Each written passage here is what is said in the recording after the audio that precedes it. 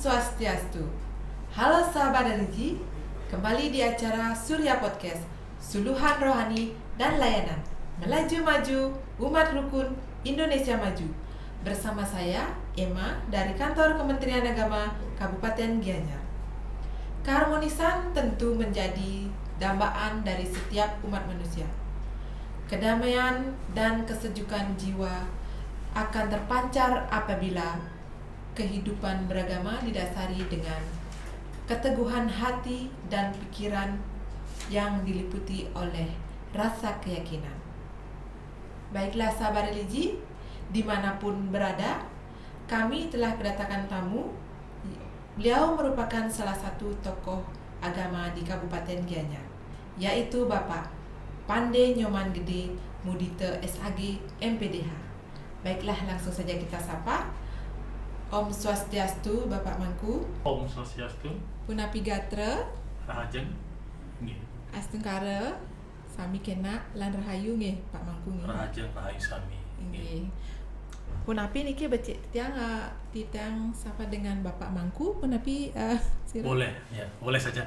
Nggih. Nggih, Bapak Mangku mantan nggih, Bapak nggih. Nggih, Dadas, nggih. Nggih. Baiklah sahabat religi, pada hari ini tema kita adalah pembacaan sloka. Yang pada dewasa ini banyak yang asik dengan kekiniannya sehingga agak melupakan nilai-nilai tradisi yang terkandung dalam ajaran agama. Adakah cara meminimalkan hal itu? Baiklah, Pak Mangku silakan. Om Swastiastu. Om Swastiastu. Nggih. Para pemirsa, Bapak Ibu, Saudara Dharma yang saya hormati, untuk menanggulangi hal itu sudah barang tentu tidak bisa sendirian atau tidak bisa secara individu. Mestinya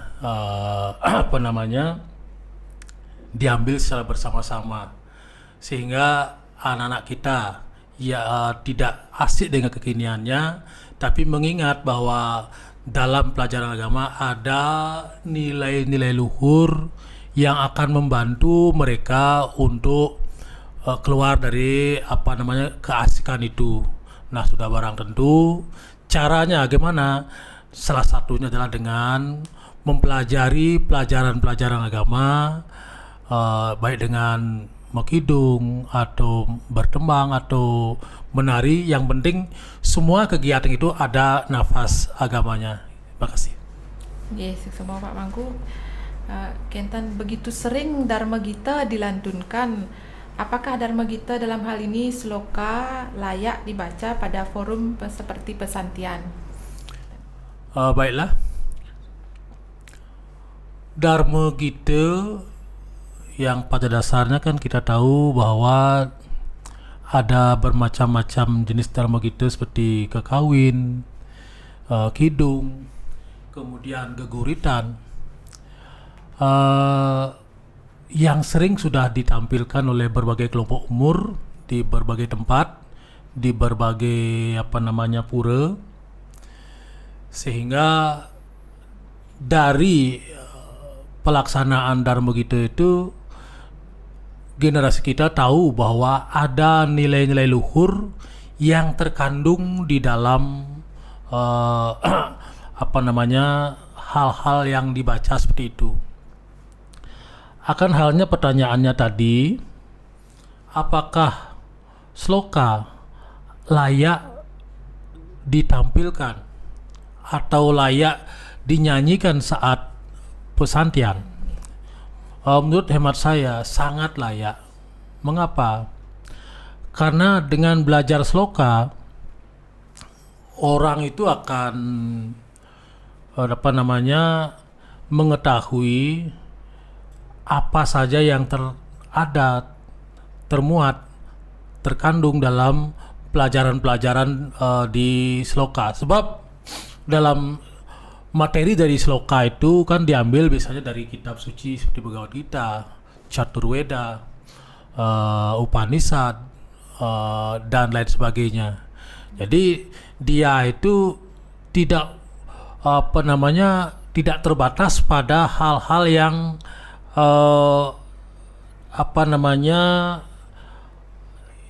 yang sangat rutinitas. Jadi dia berkembang terus gitu. Nah, kemudian yang penting dalam sloka itu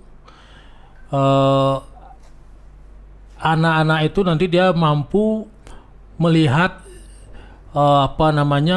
sisi-sisi yang dapat berkembang di masyarakat. Nah, kemudian asalkan jangan nanti mengucapkan puja-puja atau mantra-mantra yang tidak layak. Selama dia bukan merupakan puja Sulinggih atau puja Jeremangku, nah hal itu dapat diperdengarkan, dapat diperlihatkan. Jadi intinya sloka itu sangat layak, meskipun sampai saat ini sloka itu belum boleh dikatakan belum layak atau belum bukan belum layak, belum lazim gitu didengar oleh khalayak. Terima kasih. Niko, kemudian kalau kita dengarkan irama sloka yang kita dengar di televisi, YouTube atau media lainnya sangat beragam nih Pak. Yang ingin kami tanyakan, bagaimana sloka yang benar Niko nih Pak Mangku? Pada dasarnya semua yang ditembangkan di televisi, di YouTube adalah benar. Nah, kemudian mana yang paling benar? Semuanya juga benar, tetapi ini menirukan suara musik gitu. Suara gamelan kalau di Bali namanya. Kalau di Bali ada nada-nada yang slendro, ada nada velog dan selain sebagainya. Nah, selama itu mengikuti irama musik itu, itulah kebenaran. Tetapi kalau kita dengar di YouTube mungkin musiknya beda ya. Kalau di pura mungkin musiknya beda. Contohnya kalau di pura kan ada suara yang paling sederhana, kan ada suara kulkul. Contohnya makanya tung ting sehingga nadanya begitu. Itu sebenarnya mengandung arti Pak Mangku. Sangat mengandung arti. Kemudian ada suara gamelan. Nong dung neng nang dung neng nong dan sebagainya. Gener juga begitu. Nah, kemudian kalau slokanya gimana? Ikuti aja itu, namanya lantunan. Ya, di lantuman musik, lantuman kidung atau lantuman sloka itu ya. Seperti itulah misalnya. Umpamanya Om buas wah dat, kan ada musiknya itu. Jadi kalau di pura kalau beda musiknya dari yang sering kita lazim untuk dengar, umpamanya kita membawa sejenis gitar, rebana, dibawa ke pura di samping momennya tidak tepat, ya kemudian tidak layak didengar lah gitu. Tapi kalau di tempat lain mungkin gitu, misalnya di mana gitu dia membuat sloka dengan iringan musik yang sedemikian, sangat boleh, itu benar. Tetapi kalau khusus untuk di Bali ada namanya seruti, bahkan di Indonesia ini kesepakatan para juri, kesepakatan para pembina bahwa irama sloka itu adalah reng seruti atau reng mantra. Seperti saya sampaikan tadi bahwa reng-reng itu akan menuntun bahwa orang itu akan tertuju pada kesucian, kepada keluhuran gitu. Dan Niko tentang sloka Niko kan dari bahasa Sanskerta ya Pak. Tentang pengklasifikasiannya Niko, bahasa Sanskerta yang kita perhatikan sangatlah berbeda antara yang satu dengan yang lainnya. Apakah yang membedakan bahasa Sanskerta yang satu dengan yang lainnya Niko Pak Mangku? Bahasa Sanskerta yang kita kenal sampai saat ini mungkin orang awam menilai bahwa bahasa Sanskerta itu kan apa namanya sama saja gitu. Padahal menurut sifat dan karakternya juga sedikit berbeda. Secara umum kita mengenal ada 3 bahasa Sanskerta, itu Sanskerta Wedik atau Wedik Sanskerta itu biasanya ini yang tertua, dia ditulis dalam Weda-Weda Atharwa, Reg, Yajur dan Sama. Nah, sudah barang tentu ini tingkat kesulitnya juga lumayan gitu. Nah, kemudian yang kedua ada klasik Sanskerta. Biasanya dia terdapat dalam kitab-kitab jenis Bhagavad Gita, Itiasa, itu Bhagavad Gita dan Ramayana. Kemudian ada apa namanya dalam kitab-kitab Purana. Nah, itu semuanya ditulis dalam bahasa Sanskerta klasik. Nah, kemudian para leluhur kita di Indonesia juga kayaknya menciptakan Sanskerta gitu. Artinya ada Sanskerta namanya Hybrida Sanskerta atau Sanskerta Archipelago. Ini yang apa namanya yang sangat populer di Indonesia, yang khusus hanya ada di Indonesia. Ini ditulis dalam buku-buku sejenis Babad, puja Weda Parikrama, puja-puja sulinggi-sulinggi kita di Indonesia. Dan ini mungkin para tetua kita atau leluhur kita bukan menjiplak ya apa namanya sekarang itu tidak apa yang turun dari India kan di Indonesia beda lagi gitu. Ada tidak meniru nih artinya dari nggih. India nih ke kita nih. Nggih. Sama sangat beda. Tapi seolah-olah kelihatan akan sama gitu. Bab diciptakan di Indonesia dan itu biasanya jeremangku atau sulinggi-sulinggi kita mengucapkan puja mantra itu udah Indonesia Sanskerta itu di kepulauan Indonesia saja gitu. Nah, kemudian ini tidak akan ada di sumbernya di India, tapi dia juga Sanskerta gitu. Baiklah Bapak Mangku, apakah ada penjelasan lagi tentang sloka? Ini bisa Bapak jelaskan? Baiklah. Tentang sloka, sesungguhnya ini sangatlah penting bagi kita semua bahwa sloka mesti dibaca oleh semua kelompok umur. Nah, kemudian ketika membaca sloka ada cara-cara tertentu. Mungkin leluhur kita Mpu Tanakung, beliau pernah pergi ke India atau beliau pernah membaca karya-karya India, sehingga prosodi kekawin yang ada itu sangat mirip, bahkan sama dengan prosodi Sanskerta. Dalam membaca sloka, kita mengenal adanya guru lagu. Guru yang dimaksud adalah suara berat. Suara berat itu ngeleg dia atau ada cengkoknya gitu. Ada cengkoknya.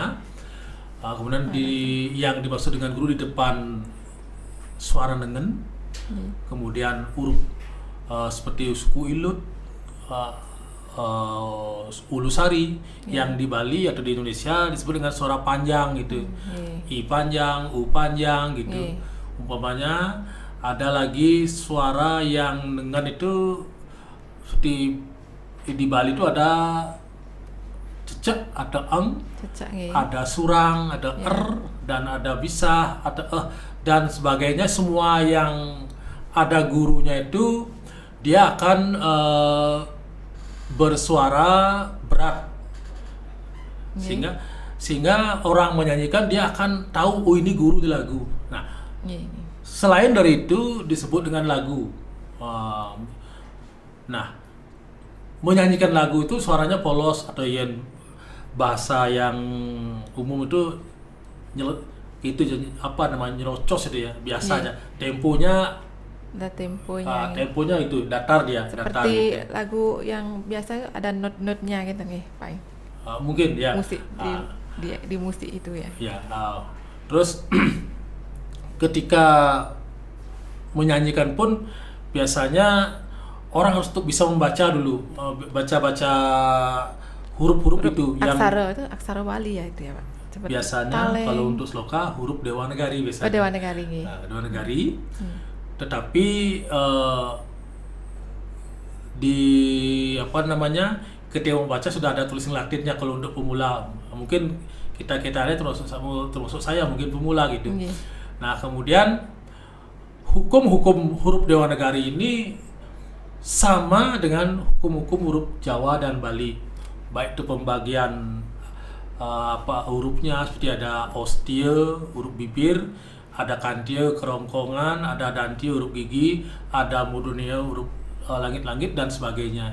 Nah, hal ini harus dipahami bagi seorang pembaca sloka. Tanpa itu sama aja dengan kita tidak bisa baca sloka. Nah, kemudian apakah sloka ini ada sekarang atau kapan itu? Nah, sebenarnya para tetua kita, sulinggi kita sudah biasa membaca sloka, cuma mungkin belum sloka namanya. Mungkin orang tua kita itu dia lebih paham, dia ngas tahu atau mepuja, padahal itu yang dibaca sloka. Nah, cuma untuk mepuja orang tua kita, leluhur kita itu dia lebih mengucapkan hal yang bebas, ya. Dia tidak mesti pakai guru lagu seperti orang yang lomba. Mungkin yang lomba baru ini atur ini pasti disaklakkan itu, dimainkan gitu. Kalau yang di umum di masyarakat, sepanjang dia mau baca sloka dulu silahkan. Jadi dia tidak terikat oleh guru lagu. Nah, kemudian tentang bahasa yang dipakai dalam sloka, yang bahasa Sanskerta, yang pada zaman dulu oleh Resi Panini di Astadiai, ya, itu disebut dengan Dewi Wak. Ya, artinya bahasa para dewa. Jadi alat komunikasi mungkin antara para dewa atau para resi atau kita dengan para dewa. Makanya orang yang bisa bahasa Sanskerta merupakan sebuah kebanggaan, bisa ngomong dewa gitu, ngomong Betara gitu kan. Nah, padahal itu sekarang kan dia hanya terdokumen dalam karya-karya sastra kuno dan kitab-kitab suci. Orang menulis dengan menggunakan bahasa Sanskerta sekarang kan tidak. Itu hanya ada dalam bahasa-bahasa dokumen kitab suci gitu. Ini semua Bapak Mangku sudah memberikan penjelasan yang sangat bermanfaat tentunya dan inspiratif, dan terima kasih juga sudah berkenan hadir di acara Surya Podcast, dan semoga kita bisa ketemu kembali dengan tema yang berbeda nih Bapak Mangku nih. Demikianlah sahabat religi perbincangan kita pada hari ini dengan tema pembukaan sloka. Dan semoga apa yang kita bahas tadi bermanfaat bagi sahabat religi semua dimanapun berada. Dan apabila ada salah kata, kami mohon maaf. Dan kami tutup dengan Paramo Santi. Om Santi, Santi, Santi. Om.